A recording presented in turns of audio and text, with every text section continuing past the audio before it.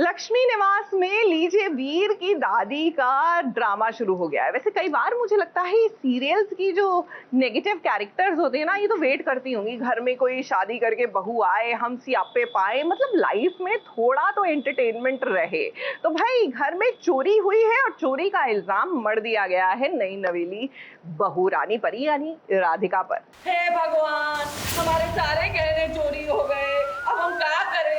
हमारे हे भगवान, हमारे सारे गहने चोरी हो गए। अरे हम टूट गए, बर्बाद हो गए, अब हम क्या करेंगे? हम टूट गए, बर्बाद हो गए, सब गहने चोरी हो गए।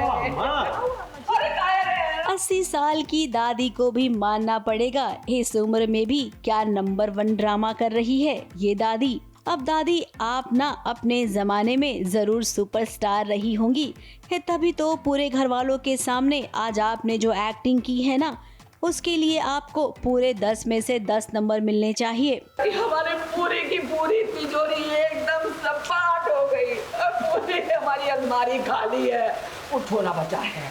कौन आया, कहाँ से आया, क्या लेकर गया और क्या लेकर चंपत हो गया, हमें ना मालूम, हमें कुछ ना मालूम। अरे उसमें तो तुम्हारे पिताजी की आखिरी निशानी, अरे उनकी अंगूठी भी थी, अब क्या जवाब देंगे उनको हम ऊपर जाके। अब राधिका से आप नफरत करती हैं, ये तो सबको पता है, लेकिन इस चोरी का यूं झूठा इल्जाम भी लगाने की कोशिश करेंगी, ये तो हमें क्या, किसी को भी नहीं लगता है कि ऐसा होगा।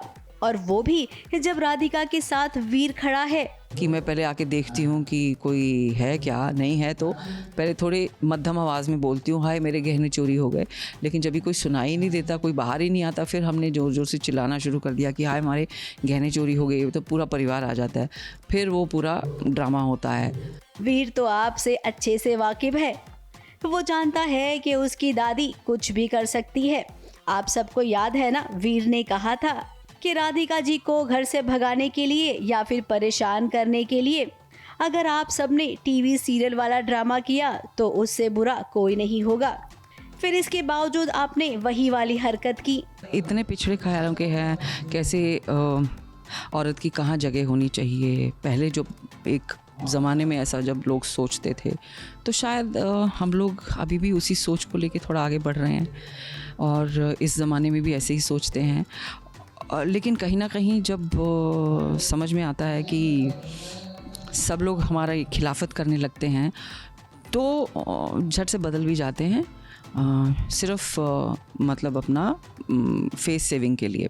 खैर कोई नहीं, अब ये चोरी वोरी का इल्जाम है ना, इसका पर्दाफाश तो वीर करेगा ही। इसी के साथ घर वालों को एक और बात से प्रॉब्लम थी, राधिका काम करना चाहती है और यहाँ पर जितने भी लोग मौजूद हैं ना, सब ने मना कर दिया कि हमारे खानदान की बहू नौकरी नहीं करेगी।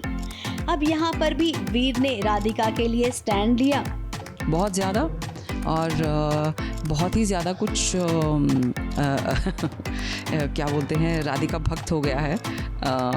इसलिए मैं कह रही हूँ ना, तुम्हारी आंखों पे बस एक ही जो पट्टी बंदी है ना, उस पर एक ही नाम है, राधिका राधिका राधिका जी।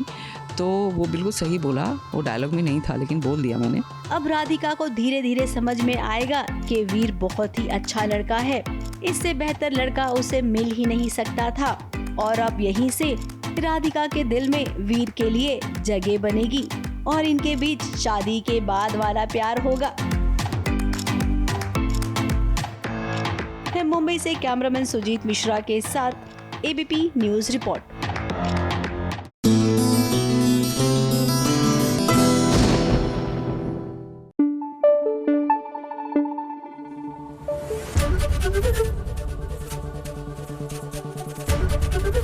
एबीपी न्यूज आपको रखे आगे।